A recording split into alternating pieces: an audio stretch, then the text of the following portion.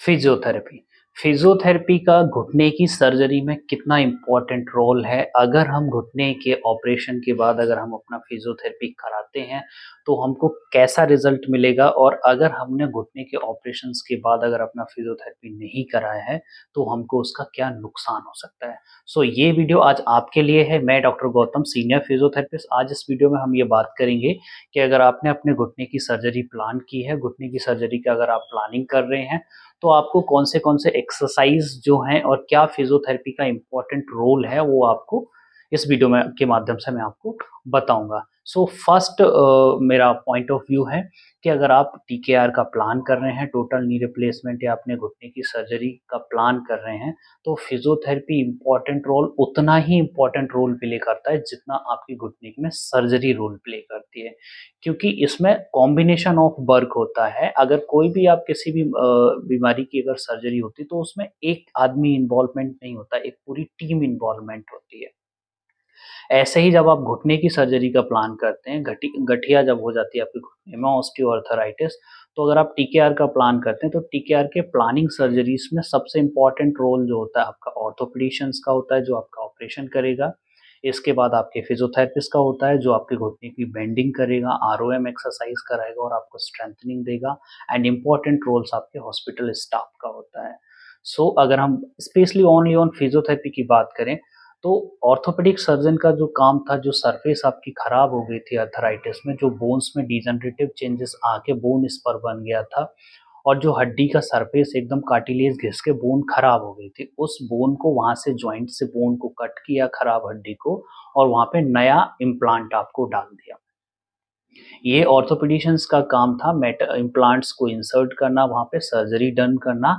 And surgery done होने के बाद वो केयर हुआ पेशेंट का, आपने गुड क्वालिटी ऑफ इम्प्लांट डलवाया अपने में, आपने गुड बेस्ट ऑर्थोपेडिक सर्जन से डलवाया। अब आता है मेन इम्पॉर्टेंट रोल, आपने सर्जरी करा लिया, सब कुछ हो गया। अब अगर सर्जरी कराने के बाद आपका घुटना मुड़ेगा ही नहीं, सीधा का सीधा ही रह जाएगा, तो सर्जरी का फिर कोई इम्पोर्टेंट रोल ही नहीं रह जाता। तो पहले भी आपका घुटने में पेन था, बाद में भी पेन ही रहेगा। सो उन चीज़ों को, पेन को सबसाइड करने के और घुटने को मोड़ने के लिए इम्पोर्टेंट रोल होता है फिजियोथेरेपी का, एक फिजियोथेरेपिस्ट डॉक्टर का। चूँकि मैंने 400 से ज़्यादा टीकेआर घुटने को फिजियोथेरेपी किया है, सो अगर पेशेंट का रेंज नहीं आएगा, घुटना मुड़ेगा ही नहीं, अगर नहीं मुड़ेगा, सीधा का सीधा ही रह गया, तो सर्जरी का इम्पोर्टेंट रोल नहीं है। कितना भी अच्छी आपकी सर्जरी हो जाए, गुड सर्जरी हो जाए, गुड आपका इम्प्लांट इंसर्ट हो जाए वहाँ पे, अगर आपका घुटने में रेंज ही नहीं आया, तो फिर सर्जरी का क्या इम्पोर्टेंट रोल रहेगा। तो उसके लिए फिर आफ्टर द ऑपरेशन, ऑपरेशन होने के बाद आपकी फिजियोथेरेपी स्टार्ट होती है। आपका फिजियोथेरेपिस्ट डॉक्टर आपको फिजियोथेरेपी प्रोवाइड करेगा। वो इनिशियल 15 डेज में, पहले 15 दिन में, एक जब आप पेशेंट्स का ओटी होने के बाद जब पेशेंट पोस्ट ऑपरेटिव रूम में जाएगा, वहाँ से आपका फिजियोथेरेपी की जर्नी स्टार्ट हो जाती है। वीक 0 से लेके 1 वीक तक का जो होता है, वो आपको वॉकिंग कराते हैं, थोड़ा-सा आइसोमेट्रिक एक्सरसाइज कराते हैं एंड वॉकिंग पे फोकस करते हैं। 1 वीक के बाद आपका आरओएम लेना स्टार्ट कर देते हैं। इवन कहीं-कहीं किसी-किसी सर्जन्स का ऐसा स्पेसिफिक प्रोटोकॉल होता है कि आपको 0 वीक में ही आरओएम लेना शुरू कर देते हैं। हम, क्योंकि हम लोग मैक्स में हैं, तो हम अपना 0 वीक से ही पेशेंट को रेंज लेना स्टार्ट कर देते हैं। जब पेशेंट का टाँका कटने का टाइम आता है, जब उसका टाँका कटने वाला होता है, तब उसका रेंज पूरा घुटना 120 डिग्री बेंड हो चुका होता है, मुड़ चुका होता है, पूरा आसानी से वो मूव कर रहा होता है, घुटने को पूरा चला रहा होता है बढ़िया से। और इसके अगले जो 15 दिन होते हैं, उनमें हम क्वाड्रिसेप्स मसल जो होती है, फ्रंट ऑफ द थाई की जो मसल्स होती है, उस मसल को स्पेशली स्ट्रेंथनिंग पे काम करते हैं, जिसमें डायनामिक एक्सटेंशंस एक्सरसाइज होती हैं और डायनामिक स्ट्रेंथनिंग एक्सरसाइज होते हैं बहुत सारे। उन एक्सरसाइज के माध्यम से पेशेंट को स्ट्रेंथनिंग पे डालते हैं, जिससे मसल की जो वीकनेस है, जो कमजोरी है, जो स्टिफनेस है, वो पूरी निकल सके मसल से और पेशेंट अपनी हेल्दी लाइफ, अच्छी लाइफ आराम से कंटिन्यू कर सके। सो ये होता है एक फिजियोथेरेपिस्ट का role after the surgery in the TKR cases, total knee replacement surgeries में।